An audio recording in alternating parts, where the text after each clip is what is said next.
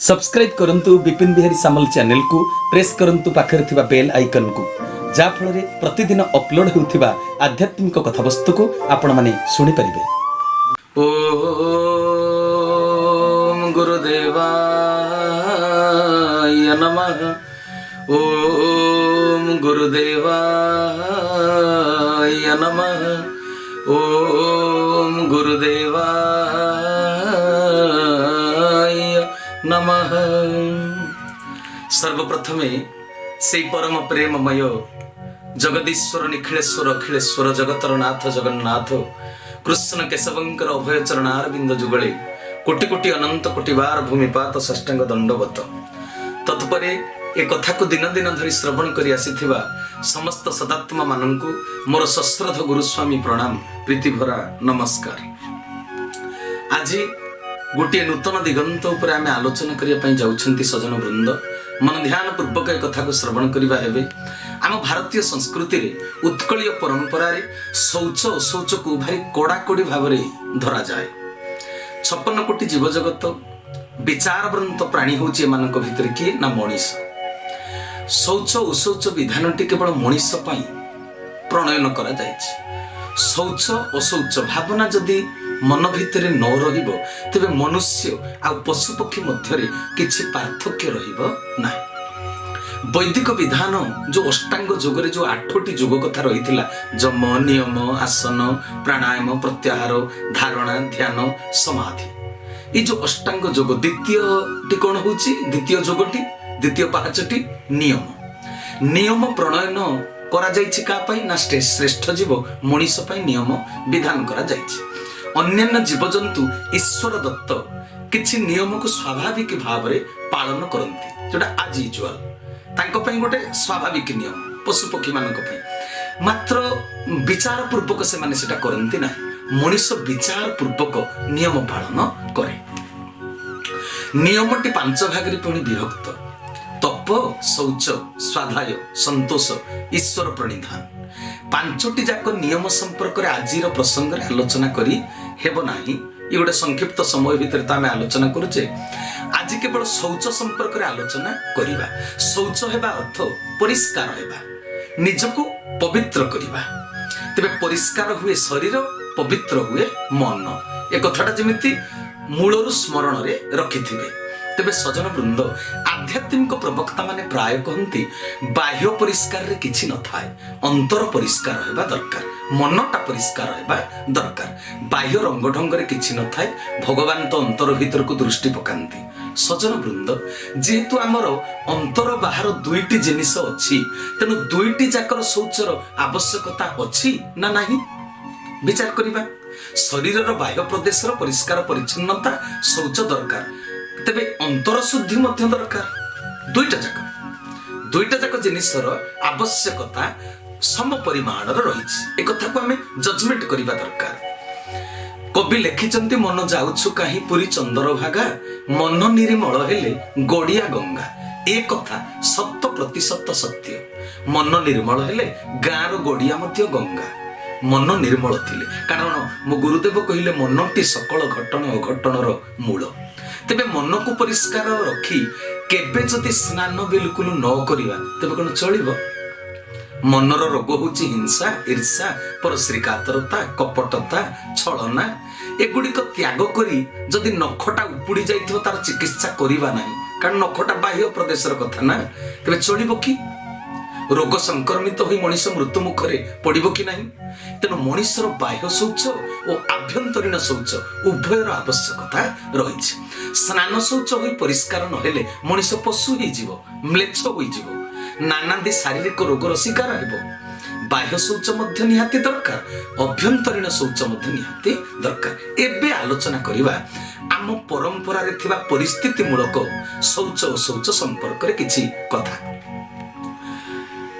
कहा घरे मनेकर गोटे शिशु संतानटीए जन्म हैला तेबे परिवार वर्ग रक्त संपर्कीय स्वजन माने अशौच हो जाती।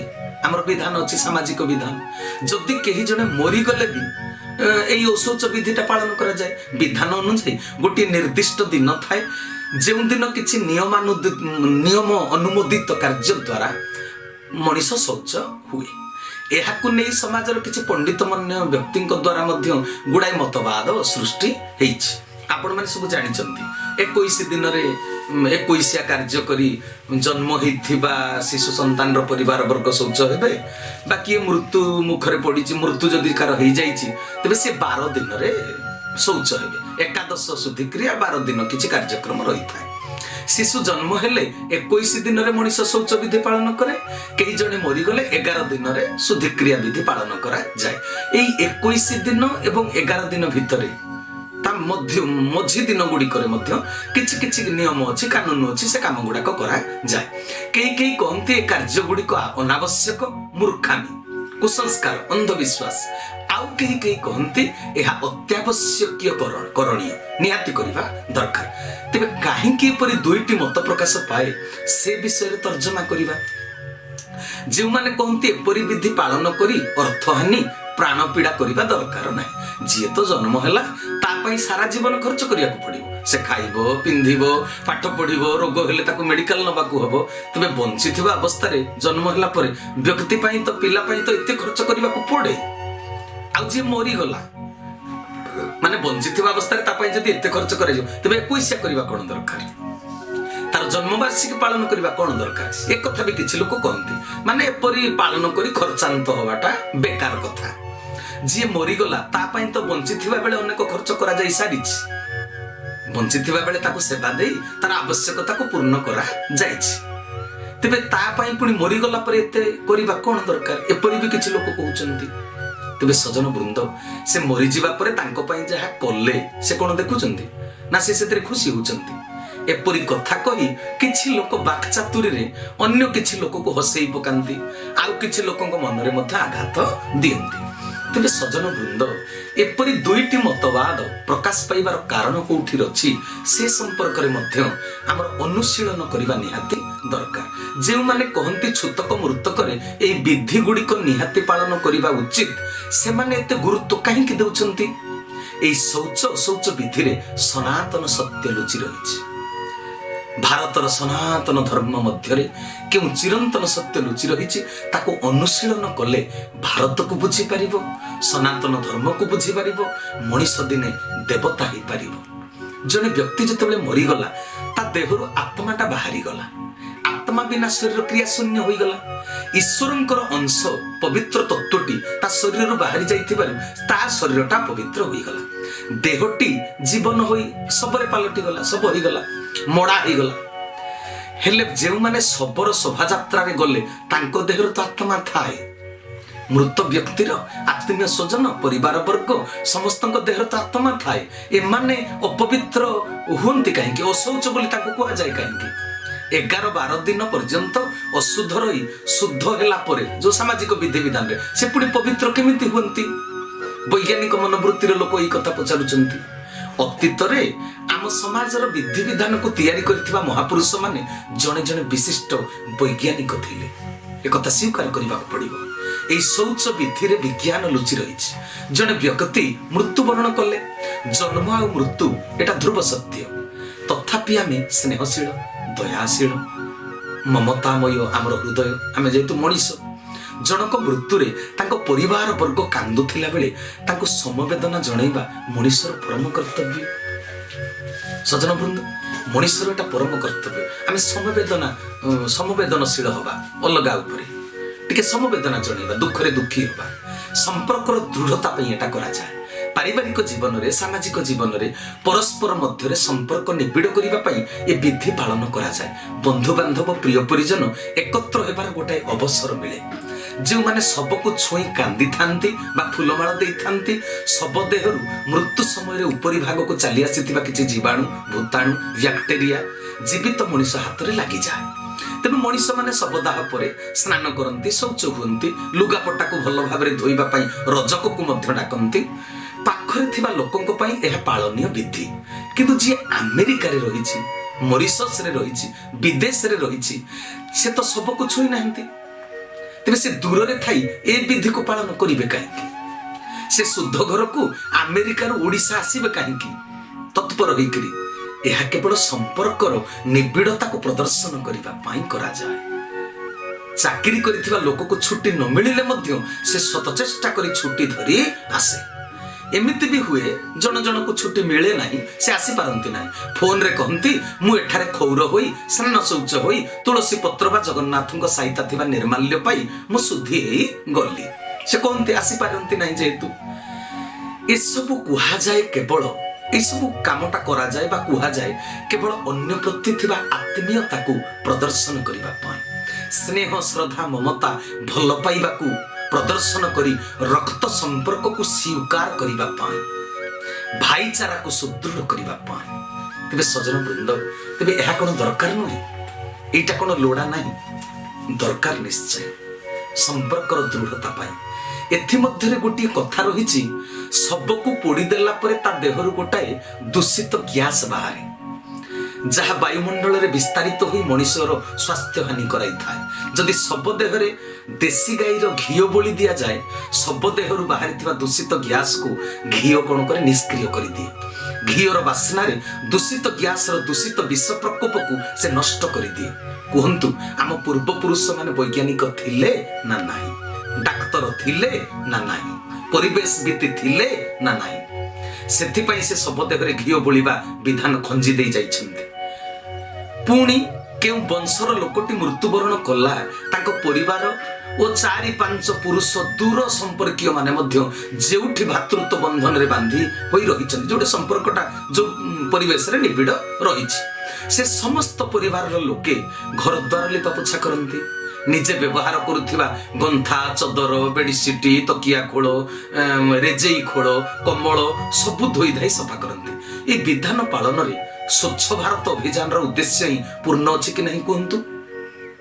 ନିଜେ ସଫାସୁତୁରା ରହିବା ଏବଂ ନିଜ ପରିବେଶକୁ ସଫାସୁତୁରା ରଖିବା। କିଛି ମଣିଷ ତ ନିଜେ ସଫାସୁତୁରା ହୁଅନ୍ତି, ମାତ୍ର ଘର ଦ୍ୱାର ପରିବେଶକୁ ସଫା କରନ୍ତି ନାହିଁ। ଏମିତି ସଂସାରରେ କିଛି ଲୋକ ଅଛନ୍ତି। ତେବେ ସଂସାରରେ ଏମିତି ଲୋକ ଅଛନ୍ତି ପୁଣି ସେମାନେ ନିଜେ ମଧ୍ୟ ସବୁଦିନ ସ୍ନାନ କରନ୍ତି ନାହିଁ। ତେଣୁ ଏଇ ମୃତକ ଅବସରରେ ସେ ନିଜେ ସଫାସୁତୁରା ହେବାର ସୁଯୋଗ ପାଇଥାନ୍ତି, ମାନେ ବାଧ୍ୟବାଧକତାରେ। ସାମାଜିକ ଲୋକ କ'ଣ କହିବେ ବୋଲି ସେ ସବୁଦିନ ଗାଧାଏ ନାହିଁ, ସ୍ନାନ କରେ ନାହିଁ, କିନ୍ତୁ ଏଇ ଯୋଉ ଅକେଜନାଲି ଏଇ ଦିନରେ ସେ ବାଧ୍ୟ ହେଇକରି ସମାଜ ଲୋକ କ'ଣ କହିବେ ବୋଲି ମଧ୍ୟ ସ୍ନାନ ଶୌଚ ହୁଏ। ଆଉ କିଛି ଲୋକ ନିଜେ ସଫା ହୋଇ ନିଜକୁ ଚିକଣ କରି ତୋଳନ୍ତି, ହେଲେ ଘର ଦ୍ୱାର ସଫା କରନ୍ତି ନାହିଁ ବିଲକୁଲ। ଉପର ଛାତରେ ଲାଗିଥିବା ଆଜବେଷ୍ଟସ ବା ଛଣ ଛପର ଘର ଭିତର ପାଖେ ଅଳନ୍ଧୁ ଲାଗିଥାଏ, ଖଟ ତଳେ ଅସରପା ଲେଣ୍ଡି, ମୂଷା ଲେଣ୍ଡି ସବୁ ରହିଥାଏ, ତାକୁ ସବୁଦିନ ସଫା କରନ୍ତି ନାହିଁ। କିଛି ଲୋକ ଅଳସପଣରେ କରନ୍ତି ନାହିଁ, କିଛି ଲୋକଙ୍କର ଶରୀର ଦୁର୍ବଳ ହେତୁ ସାମର୍ଥ୍ୟ ଅଭାବରୁ କରିପାରନ୍ତି ନାହିଁ, କିଛି ଲୋକ କାର୍ଯ୍ୟ ଜଞ୍ଜାଳରେ ବ୍ୟସ୍ତ ରହି ସମୟ ଅଭାବରୁ ମଧ୍ୟ ସଫାସୁତୁରା ଘର ଦ୍ୱାରକୁ କରିପାରନ୍ତି ନାହିଁ। ପୂଜା ପାର୍ବଣ ଆସିଲେ, ଏଇ ଛୁତକ ମୃତକ ହେଲେ, ଶ୍ରାଦ୍ଧ ବାର୍ଷିକୀ ହେଲେ, ବାହାଘର ବଡ଼ପଣ ଆସିଲେ ଘର ଦ୍ୱାର ଲିପାପୋଛା ହୁଏ। ଏଥିରେ ମଙ୍ଗଳ ହିଁ ମଙ୍ଗଳ ନିହିତ ଥାଏ। ପୋଷାକକୁ ପିନ୍ଧିବା ଦ୍ୱାରା ସେ ମଇଳା ହୁଏ, ମଇଳାରେ ରୋଗ ଜୀବାଣୁ ବାସ କରିଥାନ୍ତି। ଅଧିକ ଦିନର ବ୍ୟବଧାନରେ ଘରର କାନ୍ଥ, କବାଟ, ଝରକା ମଧ୍ୟ ଅଳିଆ ଅଳନ୍ଧୁ ହୁଏ ନା ନାହିଁ? ସେଜରେ ପଡ଼ିଥିବା ଗନ୍ଥା ଚଦରକୁ ମଣିଷ ସବୁବେଳେ ଧୋଇବା କଥା, ହେଲେ ରୋଗମୁକ୍ତ ହୋଇପାରିବ ନାହିଁ ଯଦି କିଛି ଦିନ ଅନ୍ତରରେ ତାକୁ ଧୁଆ ନଯାଏ। ସବୁଦିନ ସଫାସୁତୁରା ନ ହେଉଥିବା ମଣିଷ ପାଇଁ ଏସବୁ ବିଶେଷ ଦିନରେ ସଫା ହେବାକୁ ବାଧ୍ୟ କରାଯାଇଥାଏ। ସମାଜରେ ଗୋଟାଏ ବିଧାନ ଏଥିପାଇଁ ପ୍ରଣୟନ କରାଯାଇଛି। ପ୍ରତ୍ୟେକ ମଣିଷ ଯେହେତୁ ସାମାଜିକ ଜୀବନ ଯାପନ କରୁଛି, ତେଣୁ ସମାଜ ଭିତରେ ସେ ଯେତେବେଳେ ଅଛି, ଏଇ ନିୟମ ଗୁଡ଼ିକ ତାର ପାଳନ କରିବା ନିହାତି ଦରକାର। ଆମେ ସଂଘଂ ଶରଣଂ ଗଚ୍ଛାମି, ଗୋଟେ ସଂଘବଦ୍ଧ ଜୀବନ ଯାପନ କରୁଛେ। ତେବେ ସମାଜରେ ସମସ୍ତେ ଯେଉଁଟା ପାଳନ କରୁଛନ୍ତି ସେଇଟା ପାଳିବାକୁ ମଣିଷ ବାଧ୍ୟ ହୁଏ। ସମାଜରେ ଆଉ ଗୋଟିଏ ସମସ୍ୟା ଉପୁଜିଥାଏ କ'ଣ? କିଛି ଶାଶୁ ଶ୍ୱଶୁର ଗୁରୁଜନ ଥାନ୍ତି, ସେମାନେ ଏଇ ନିୟମକୁ ଏତେ କଡ଼ାକଡ଼ି ଭାବରେ ଧରି ବସନ୍ତି ଯେ ଯେମିତି ପାନରୁ ଚୂନ ଖସିଗଲେ ପ୍ରଳୟ କରିଦିଅନ୍ତି ଘରେ। ସବୁ କାମ କରୁଥିବା ବିଚାରୀ ବୋହୂଟା ସବୁ କାମ କରୁଥିଲେ ମଧ୍ୟ ଅଜାଣତରେ କେଉଁଠି ଝରକା ସ୍କ୍ରିନଟା ଯଦି ସଫା ନ ହେଇଛି, କୋଉଠି ବାସନଟେ ପଡ଼ିଛି, କୋଉଠି ପାଦ ପୋଛୁଥିବା ପାବଚ୍ଛଟା ଧୁଆ ଯାଇନି, କୋଉଠି ଛାଞ୍ଚୁଣିଟା ସଫା ହେଇନି, ସେଇ କଥାକୁ ଆଳ କରି ଘରେ ଗୋଟେ ଝଡ଼ ସୃଷ୍ଟି କରନ୍ତି। ଯଦି କୁଲା ଛାଞ୍ଚୁଣି ମଧ୍ୟ ଧୁଆ ହୋଇ ନାହିଁ, ତେବେ ବୋହୂର ସାତପୁରୁଷୀକୁ ଗାଳି ଦେଇ ସେମାନେ ଉଦ୍ଧାର କରି ଦିଅନ୍ତି। ଆମେ ଶ୍ରେଷ୍ଠ ଜୀବ ମଣିଷ, ଆମ ଭିତରେ ବିଚାର ଶକ୍ତି ଅଛି, କେଉଁଟା ନିହାତି ଦରକାର ତାକୁ ଧୋଇବା, ଯେଉଁଟା ଦରକାର ନାହିଁ ନ ଧୋଇଲେ ଚଳିବ ତାକୁ ଧୋଇବା ନାହିଁ। ତା ପାଇଁ ଘରେ ଅଶାନ୍ତି ସୃଷ୍ଟି କରିବା କ'ଣ ମଣିଷର କର୍ତ୍ତବ୍ୟ? ମା ମାନେ ଯେତେବେଳେ ମାସିକ ଧର୍ମରେ ପଡ଼ନ୍ତି, ଚିନ୍ତା କରନ୍ତୁ, ଏଇଟା ନାରୀମାନଙ୍କର ଗୋଟେ ସ୍ୱାଭାବିକ ଧର୍ମ। ସେ ମାସିକ ଧର୍ମରେ ଯେତେବେଳେ ପଡ଼ନ୍ତି ସେତେବେଳେ 7 ଦିନ ପର୍ଯ୍ୟନ୍ତ ଲୋକଲୋଚନରୁ ଦୂରରେ ରହିବା ପାଇଁ ଆମ ଶାସ୍ତ୍ର ପୁରାଣ ନିର୍ଦ୍ଦେଶ କରିଛନ୍ତି। ସେହି ସମୟରେ ନାରୀର ଶାରୀରିକ ଅବସ୍ଥା ଏପରି ଥାଏ ଯେ ଯାହାକୁ ସିଏ ଛୁଇଁଦବ ସେ ଲୋକ ଦେହର ରୋଗ ଜୀବାଣୁ ୟା ଦେହରେ ସଂକ୍ରମଣ ହେବ। ତା ଭିତରେ ଅନେକ କଥା ରହିଛି, ଆଜି ଆଉ ତାକୁ ଆଲୋଚନା କରିହେବ ନାହିଁ। ସେ 7 ଦିନ ଭିତରେ କ'ଣ କ'ଣ ସବୁ ମନସ୍ତତ୍ଵ ଶାରୀରିକ ଅବସ୍ଥା କ'ଣ ହୁଏ ସେଟା ଆଉ କେବେ କହିବା। ମୋଟାମୋଟି ଭାବରେ ଏତିକି ଜାଣିବା ଉଚିତ, ମା ମାନେ ସେହି ସମୟରେ ଅତି ସତର୍କତାର ସହିତ ଅବଲମ୍ବନ କରି ଜୀବନଯାପନ କରିବା କଥା। 6 ଦିନ ପରେ 7ମ ଦିବସ ଯେତେବେଳେ ଆସିବ, ସେ 7ମ ଦିବସରେ ସେ ଶୁଦ୍ଧ ସ୍ନାନ ହେବେ। ସେ ଶୁଦ୍ଧ ସ୍ନାନ ହେଲା ପରେ ଯାଇ ଘର ଦ୍ୱାରକୁ ସବୁ କାମ ପାଇଁ ସିଏ ଉପଯୁକ୍ତ ହେବେ। ଏଟା ଗୋଟେ ନିୟମ ରହିଛି। 7ମ ଦିବସରେ ହଳଦୀ ତେଲ ବ୍ୟବହାର କରି ସ୍ନାନ ଶୌଚ ହେବା ଦରକାର। ତେବେ ଯେଉଁମାନେ ଚାକିରି କରିଛନ୍ତି ମଧ୍ୟ ସେ ନାରୀଟିଏ, ରୋଜଗାର କରିବା ପାଇଁ ଚାକିରି ସିନା କରିଛି, ସେ ନାରୀଟିଏ। ତେବେ ସରକାରଙ୍କ ତରଫରୁ ମଧ୍ୟ ସେମିତି କିଛି ଗୋଟେ ବିଧି ପାଳନ ହେବା ଦରକାର, ଯେହେତୁ ଆମ ଏଟା ସଂସ୍କୃତି। ସେହି ସମୟରେ ସେ ଛୁଟି ନେବେ କି କ'ଣ କରିବେ, ଯେମିତି ଗୋଟେ ନାରୀଟିଏ ପିଲାଟିଏ ଜନ୍ମ କରିବ, ସେ ଗର୍ଭବତୀ, ତା ପାଇଁ ଗୋଟେ ଛୁଟିର ବ୍ୟବସ୍ଥା ହେଇଛି। ତେଣୁ ଦେଖନ୍ତୁ, ବହୁତ ଆମର ସୋସାଇଟିଟା ତ ଆଗକୁ ଆଗେଇ ଯାଇଛି, ସଭ୍ୟତାଟା। କିଛି ଲୋକ ଅଭିନେତ୍ରୀ ଅଛନ୍ତି, କିଛି ପାଲା ପରିବେଷଣ କରୁଛନ୍ତି। ସେଇଭଳି କ୍ଷେତ୍ରରେ ମଧ୍ୟ ନାରୀମାନେ, ଯେହେତୁ ସଂସ୍କୃତିରେ ଗୋଟେ କଥା ଅଛି, ସେ ସେଇଠି ମଧ୍ୟ ବିଧିପୂର୍ବକ କିଛି ଅବଲମ୍ବନୀୟ ପନ୍ଥା ଗ୍ରହଣ କରିବା ଉଚିତ। ଏଇଟା ସମସ୍ତଙ୍କୁ ମୋର ବାର୍ତ୍ତା। ତେବେ ସଜନ ବୃନ୍ଦ, ପାଇଖାନା ଗଲେ ପ୍ରତ୍ୟେକ ବ୍ୟକ୍ତି ପୋଷାକ ବଦଳେଇ ଯିବା କଥା। ଯେଉଁ ପୋଷାକରେ ପାଇଖାନା ଯାଇଥିବ ସେ କପଡ଼ାକୁ ସଙ୍ଗେ ସଙ୍ଗେ ଧୋଇବା ଦରକାର।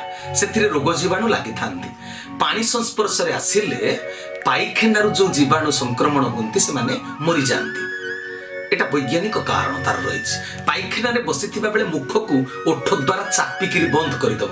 দান্ত চিপিকিরি বসিব যদি বয়স যেতে অধিক হলে মধ্য দান্ত কেবে ঝড়িব নাই।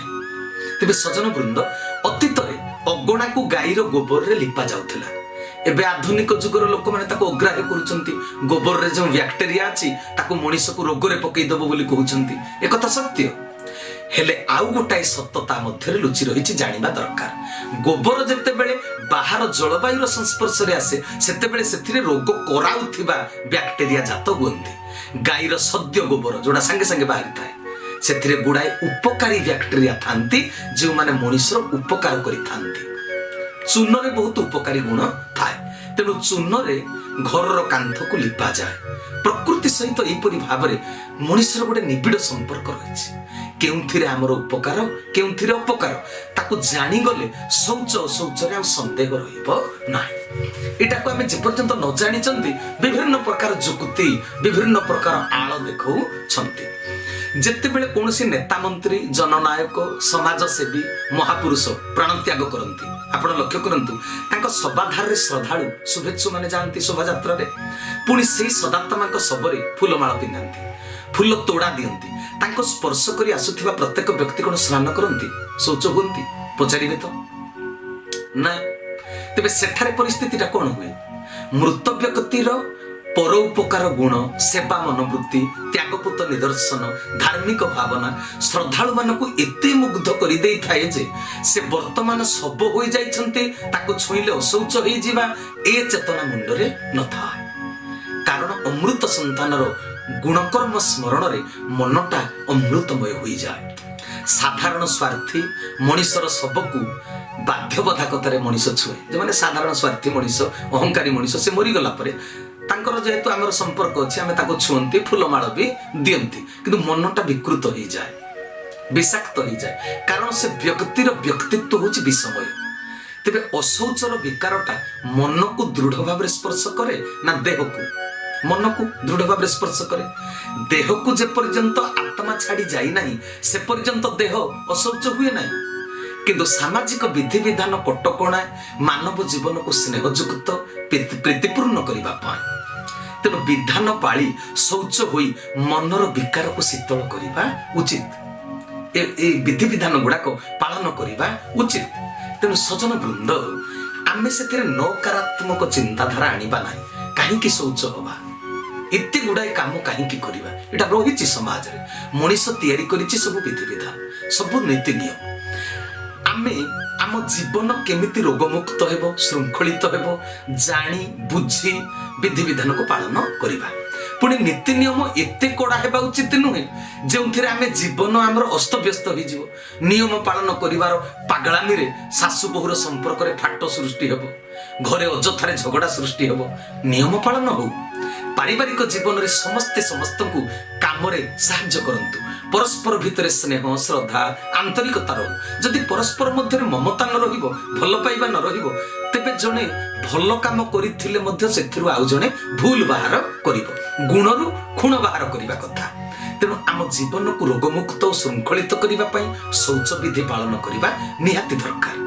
जेतिकी पारिबा पुणी सेतिकी करिबा बाह्य शौच संगे अंतर भीतर को शौच करी हिंसा ईर्षा को दूर करदेले जीवन सरस सुंदर हेबो निश्चय गुरुजनंकर जो परामर्श को सान माने मथापाती पालन करने उचित पुणी गुरुजन माने सान मानक ऊपर कार्यर बोझ लदी न देई निजे किछि काम करि देउथिबे साहाय्य करिवे एवं सान मानक श्रद्धारे कथा कही कार्य हासिल कराइबे भितरे बाहरे सबुठारे शौच विधि पालन हेउ एहा ही कामना तेबे सजन वृंद आज कथावस्तु समय अनुसार ये विश्राम देली मो कथा जदि आपण मानक भल लगी थाए तेबे मोर चैनल को सब्सक्राइब करिवे लाइक करिवे शेयर करिवे कमेंट करिवे अन्य मानक मध्य जणैबे ए चैनल को सब्सक्राइब करिवा पई समस्तंकर उपकार हेउ समस्त एथि उपादेयता पांतु समस्तंकर मंगल कामना पूर्वक समय अनुसार आज कथावस्तु विश्राम देली हरि ओम तत्सत हरि ओम तत्सत हरि ओम तत्सत श्री केशवार्पणमस्तु श्री केशवार्पणमस्तु श्री केशवार्पणमस्तु